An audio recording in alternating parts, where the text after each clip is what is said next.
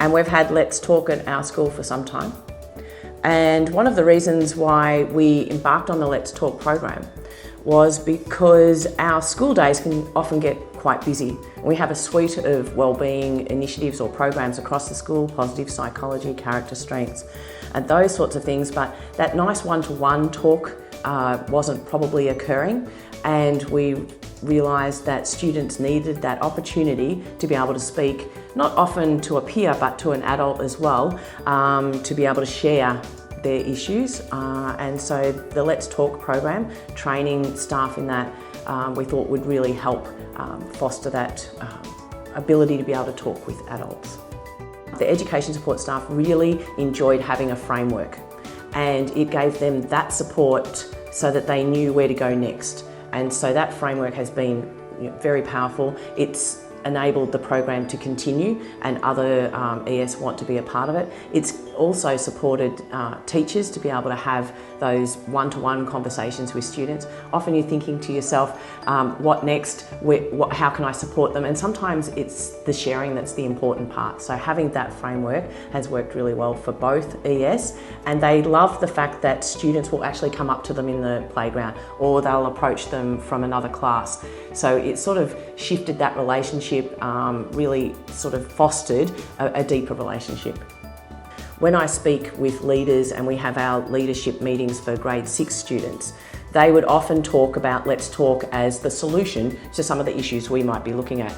And I think that has really been a support to them, that they feel they've got a little bit more control. There's something happening in their school that's not a curriculum program, but a program that's quite tangible for them. And then I think being able to become mentors themselves, they can see that this is going to support some of the things that we've been talking about. My teacher listens to me, they're connected to school, those sorts of things that we do surveys on. And when we look at those surveys, what is a solution or a strategy? Let's Talk fits that bill. So our student attitudes to school survey around school connectedness was 78% positive in 2017, and now across in our 2020, and even given what happened last year through COVID, it's now sitting at 89%. And I think that's a real indication of how the Let's Talk program has addressed some of those issues that we wanted to talk about. But something that becomes really integral to our student support group meetings. So any students that may have concerns around their social connections with their peers, we often talk about Let's Talk, and then parents start to hear about it, and it sort of just adds. We have social skills groups, but this is another element, and I think it's really important for our senior students that they have that opportunity. And I think for parents, it means that there's someone in between. Yes, there's teachers, there's peers, and then you've got the Let's Talk mentors, and then home. So there's a number of spots where students can get support and help for anything that they may be going through. The feedback and benefits of being a Let's Talk mentor has been the relationships that we've been able to build with the kids that we may not have built beforehand. With being a Let's Talk mentor, we go through all of the year levels, and throughout all the year levels we've built relationships that are starting to feel really comfortable, and the kids are starting to open up to ways that we didn't think that they would open up before.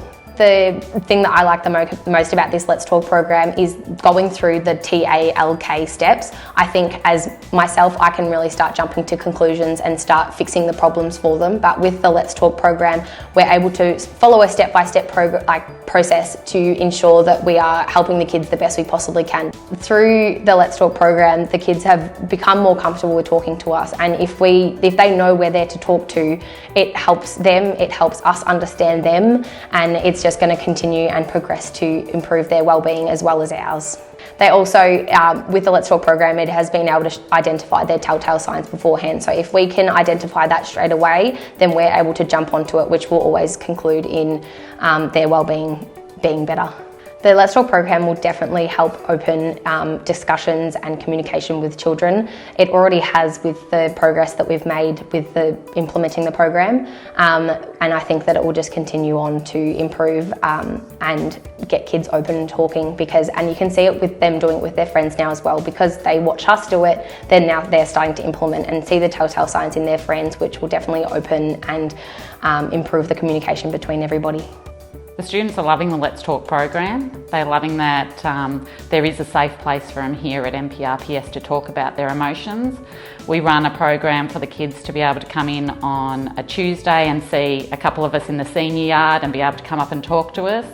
And they like the fact that they can actually follow up with you and have a chat. So if they're feeling like they can't talk, they'll come up and tap me on the shoulder and say, "Hey Mrs. Jones, let's go for a talk, let's go for a walk," and then I'll know that that's the signal that we need to just remove ourselves and have a chat and get things out in the open rather than them bottling it up. Seeing kids who have gone from at the start of the Let's Talk program to being very bottled up, quite angry, not willing to talk about their emotions, to then coming up to me and saying, you know, can we go for a chat, can we have a talk, and then seeing them reflect that with their fellow peers is amazing. And I think that it's really important that the kids actually understand that everyone has emotions, and to be able to break that barrier down so early in their primary years is phenomenal, and that we've got this program in place to help guide them through these years before heading to high school is a huge achievement for the kids and for us staff as well. I feel that the Let's Talk program will help to break the stigma of mental health in a way that it's starting to create a norm for children to talk about their problems and to share their problems and to know that other kids, or that they're not the only ones that might have something to talk about. I think we know as school and educators that schools can be really busy, so the more adults that we can have involved in the program, the better for us.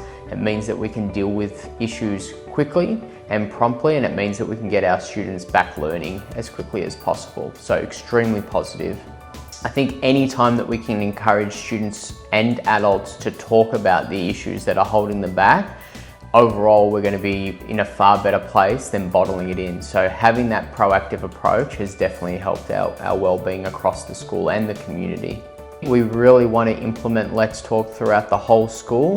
We want it to become a part of our curriculum. So just like literacy and numeracy is a part of our core curriculum, we want the Let's Talk component of wellbeing and talking to be a natural part of our curriculum. We want everyone to be able to come to school, be happy to come to school, feel safe to come to school. I think that's the vision, and I think Let's Talk plays a big part of our wellbeing programs.